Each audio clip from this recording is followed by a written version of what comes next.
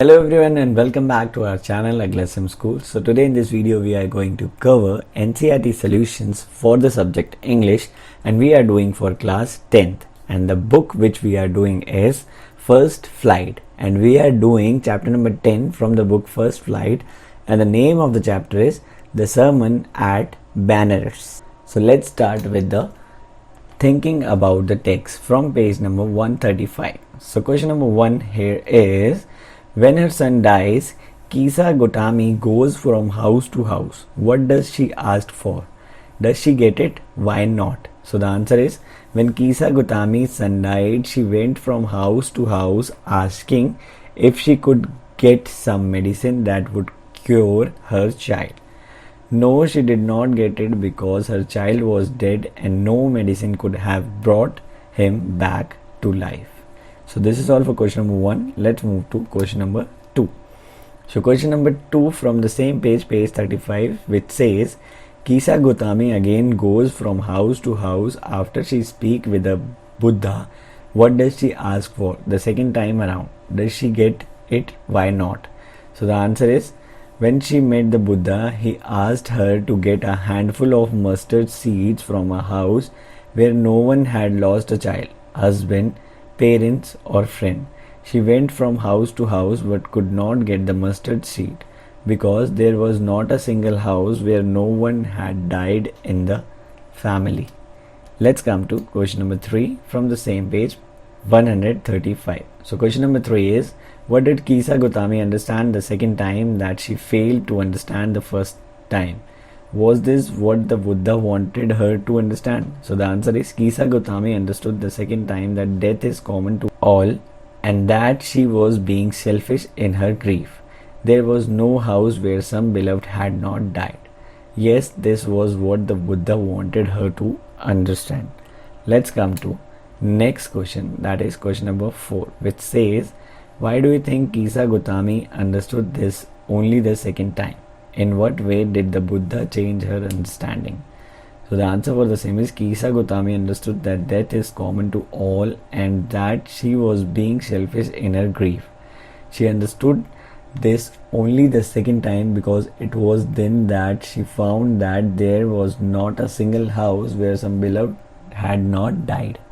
First time round, she was only thinking about her grief and was therefore asking for a medicine that would cure her son. When she met the Buddha, he asked her to get a handful of mustard seeds from a house where no one had died. He did it purposely to make her realize that there was not a single house where no beloved had died, and that death is natural. When she went to all the houses the second time, she felt dejected that she could not gather that mustard seeds. Then when she sat and thought about it, she realized that the fate of men is such that they live and die. Death is common to all. This was what the Buddha had intended her to understand.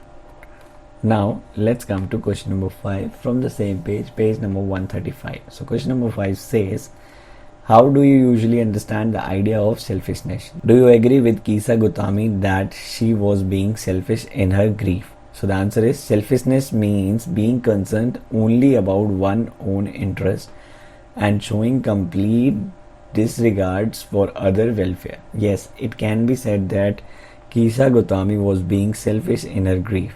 In the light of a tragedy, she was unable to see that death is something that strikes all living things.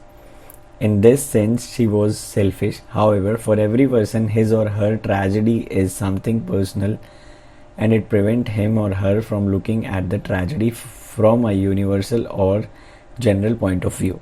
If we take the usual sense of the word selfish, then calling Kisa Gotami selfish would be inappropriate because every person became selfish in his or her grief. Next, from page number 136, thinking about language. So here question number 1 is, the text is written in an old-fashioned style. For it, report an incident more than 2 millennia old. Look for the following words and phrases in the text and try to rephrase them in more current language based on how you understand them.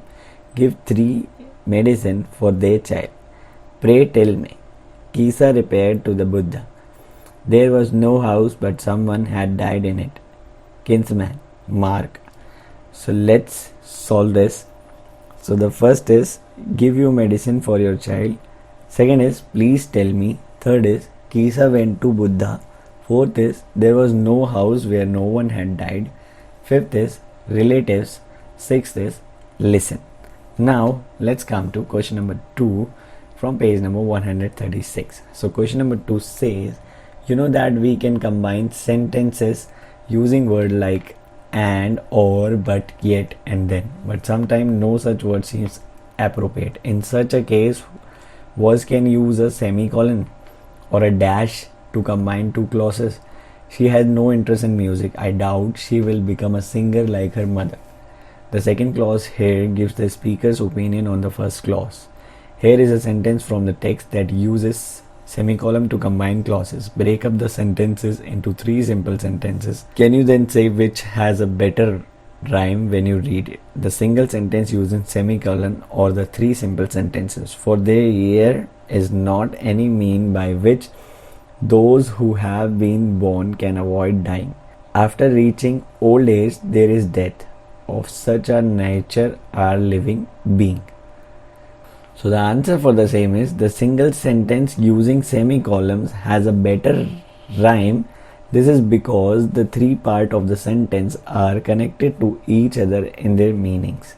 The second clause gives further information on the first clause. The third clause is directly related to both the first and the second. Their meanings are better conveyed when they are joined by semicolon.